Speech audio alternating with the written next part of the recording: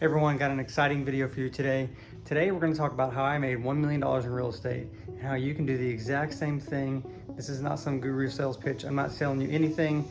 I'm just trying to tell you my story and how I was able to do it and how you can do it too. And then we're going to talk about how I bought this Lamborghini Huracan right here behind me. So it's going to be a good video. We're going to have some fun. Let's go.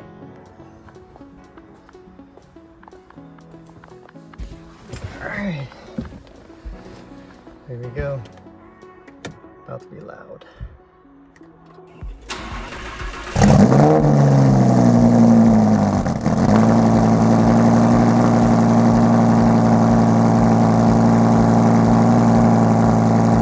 Alright, before we get going, gotta get gas.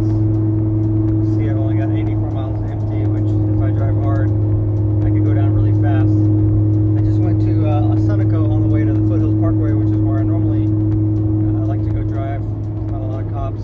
They didn't have paper towels, and I don't touch the gas handles without paper towels, and I don't have any in the car. So I'm having to go back up the street to a different gas station, which I know has them. We'll get gas, and we'll get going.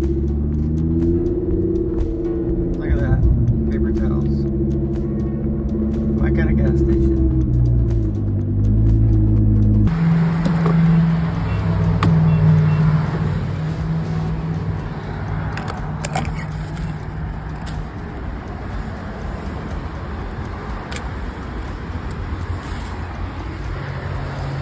Take all my money.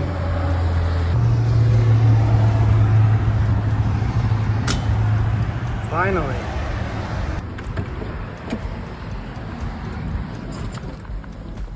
All right, let's make this video. Oh yeah.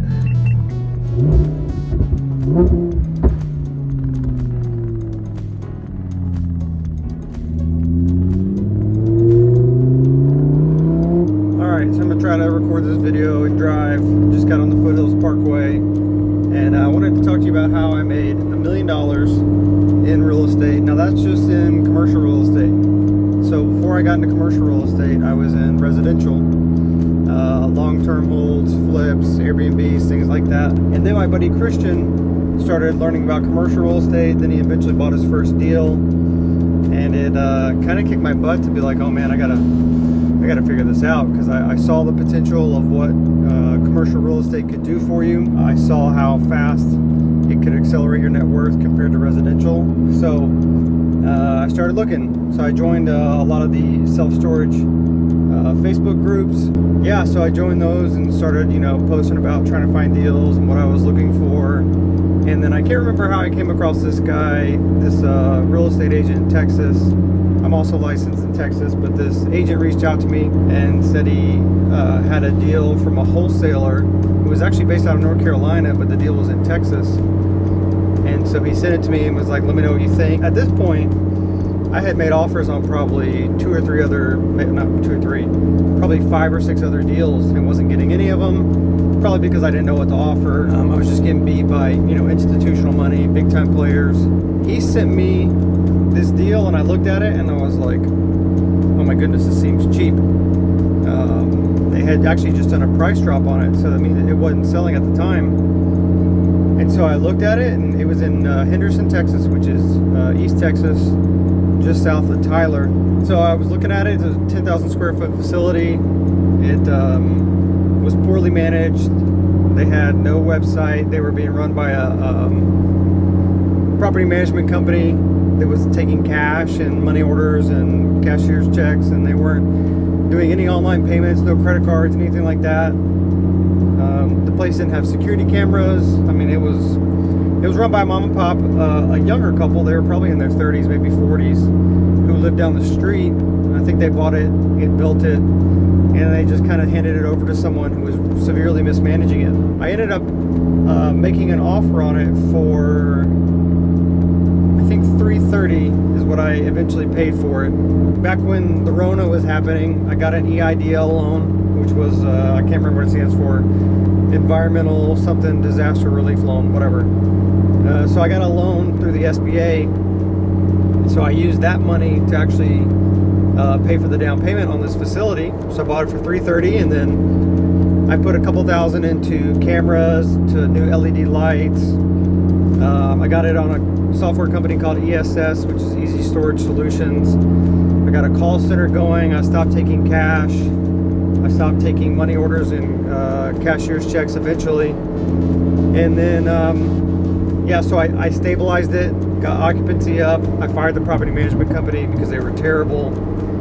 And then I did all the things that you would do as a value add play, except for expanding it, because some of the expansion area was in a floodplain, and it would have taken some work to get it expanded. So I kind of sold it at the height of the self-storage peak sometime last year. I can't remember exactly when it was, or maybe before that.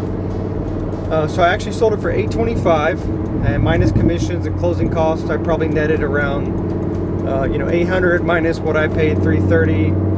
Now, I had done a cash out refinance on the property right before I sold it because I wasn't going to sell it at the time, so I got some money out of it. So in total on that one, I probably made somewhere between $450,000 and $470,000 in 16 months.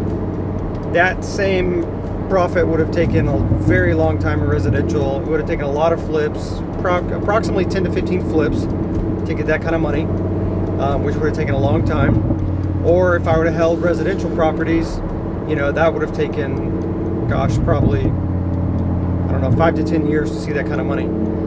So around the same time of owning this first one, I had bought my second one in a town called West Tawakoni, which was northeast Dallas. It was by Lake Tawakoni. I actually got it sent from the same guy who sent me the first one. His name was Brandon. He sent me this deal and said, let me know what you think. And at the time, I was actually working on another deal with a friend of mine named Sean, who ironically I bought my Civic Si from, and who owned my FD that I had owned, blah, blah, blah. So this facility was 545. It was 9,300 square feet, net rentable square feet, but about 1,000 of that was in an apartment that was on site. This couple had been living there for 7 or 8 years, kind of managing the property. So about 8,000 to 8,500 square feet of net rentable square feet of actual storage. But the big play that I liked was this place had area to expand. It was on, I think 1.5 acres, but I had room probably to add, I ended up adding 11,100 square feet, and then sold it. So before all that, I'll get to that in a second. So I bought the property for $545,000. I borrowed $50,000 from a friend of mine for some of the down payment, and then the rest of the down payment I actually used some of my own money from the sale of the first facility, which I don't normally do. If you're new to the channel, or even new to who I am, I talk a lot about it on mine and my buddy's podcast, Middle Class to Millionaires, which you can check in the link below. We talk a lot about other people's money, which Brandon Turner talks a lot about. I actually read his book on how to invest in real estate with low or no money down, and that's how I started really in real estate, using other people's money. So I ended up, the down payment I think was $115,000 or something like that. So I used $50,000 of my friend's money, about $65,000 of my own money. And then when I bought that facility, I did the same thing like I did to the other one. I got the website all nice and pretty. They had actually already been on ESS. So I raised prices, which is the same thing I did on the first facility. I forgot to mention that. I raised prices a lot because they are way undercharging. So on the second facility, I also raised the prices. I added cameras. I changed the sign. And that's really it on that one. I didn't do much initially. And then about a year after owning it, I finally decided to expand it because it had room for expansion, like I said, which was one of the reasons why I bought it. So, I ended up adding 11,100 square feet of storage. I had a contractor walk with $25,000 of my money because he sweet talked me, and there's a whole story there. But you'll live and learn. It's the second time that's happened to me. The first time it happened was when I got started, and I didn't think it would happen again, but it did. But you live and learn and you move on. I used a broker to actually help me list this one because he had a bigger network than I did. I listed my first one on MLS and sold it myself, but this one I enlisted his help. Part of the deal from the buyer that we found was he would buy it pending the expansion being done. So the expansion was, I don't have all this in front of me, so I think this is off of memory. It was about $413,000, which should come out to like $34 to $37 a square foot to expand it. So I was all in for around, if you count my friend's money, because I added that into the construction loan to pay him off, I think I was all in for about $891,000. I sold it for $1.525 million, so $1,525,000 minus commissions and all that. It made about $540,000 on that one. So if you add the 450-ish on that one and the 540 on this one, I made about $1 million in real estate. Now I'm gonna have to pay capital gains taxes on that, so that kind of sucks. But it's part of the game that you play to make this kind of money. So so in total, I just sold that property about a month ago. So I made $1 million between those two facilities. And in just a second, I'm about to turn around here at the foothills, and I'm gonna tell you why I bought this Lamborghini Huracan and what I plan to do with it.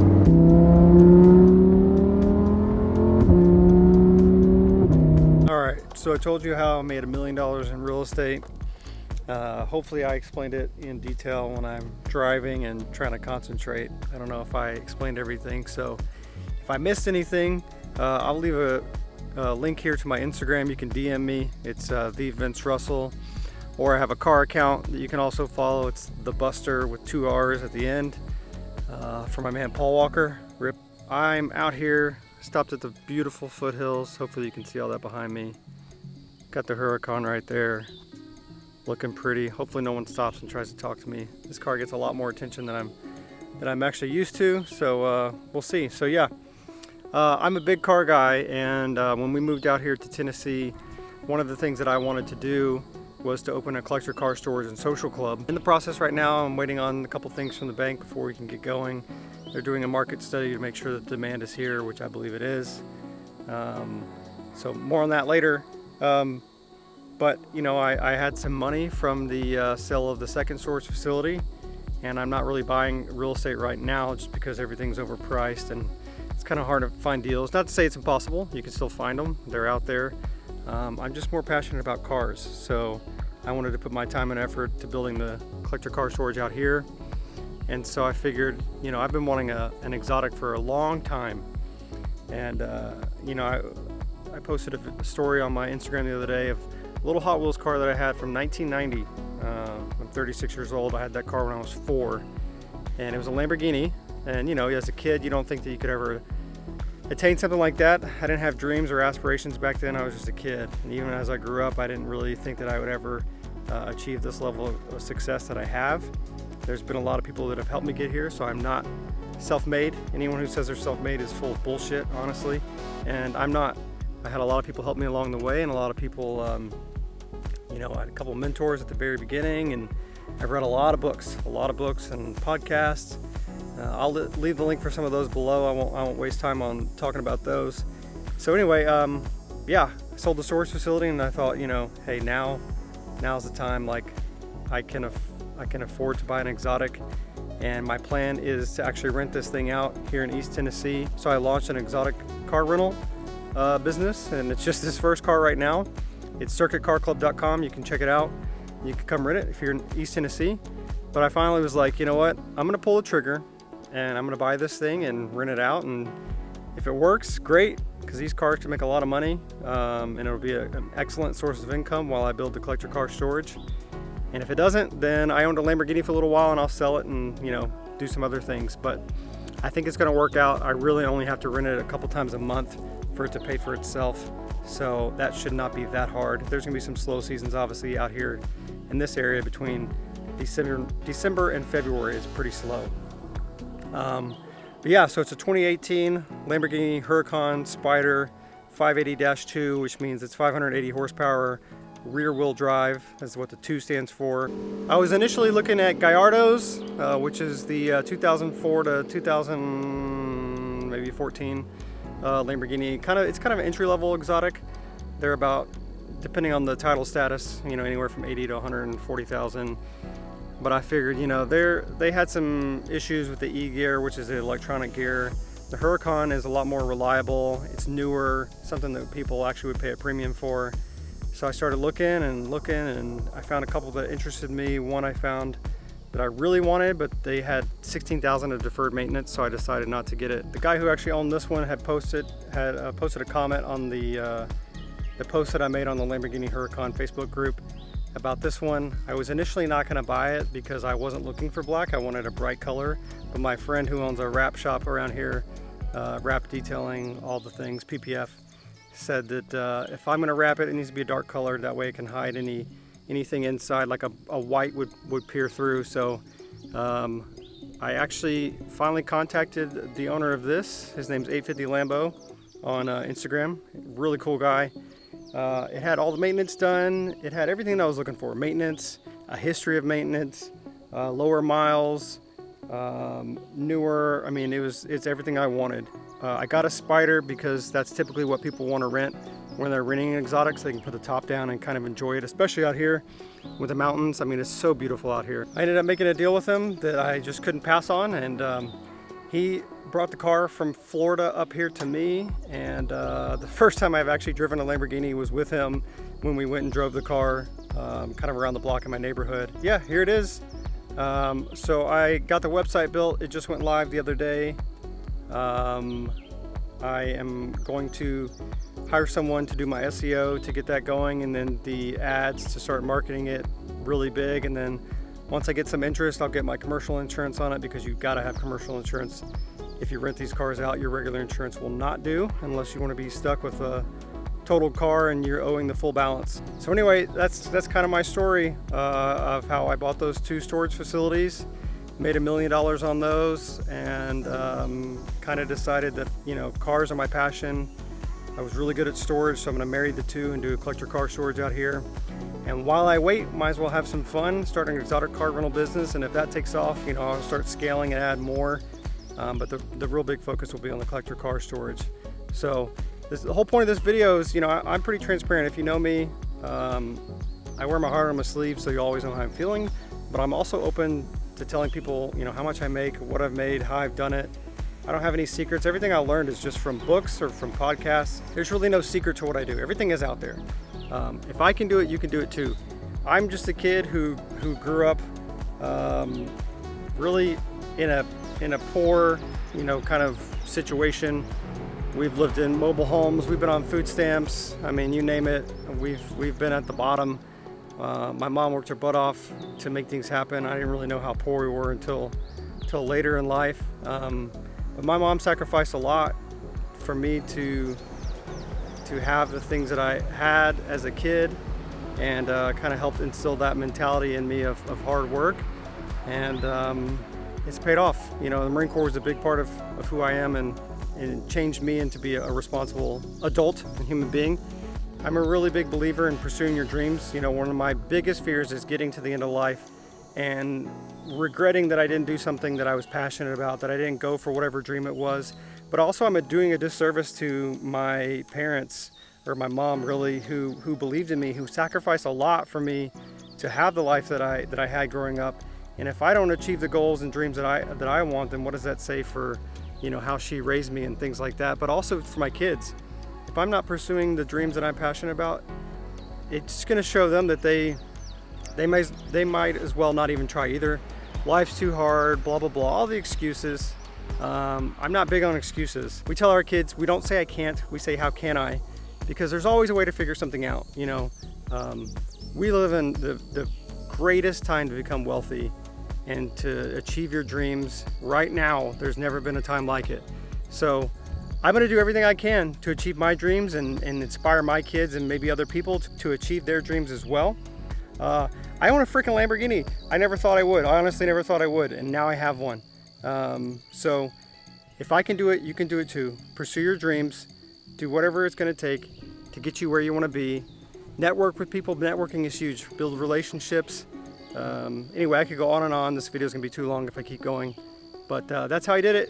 If I didn't cover anything, I'll maybe follow up with another video, or if you have questions, leave them in the comments, let me know. A reminder, guys, that anything is possible. Anything you put your mind to, you can do. The only thing that limits you from achieving your goals is you and your mindset.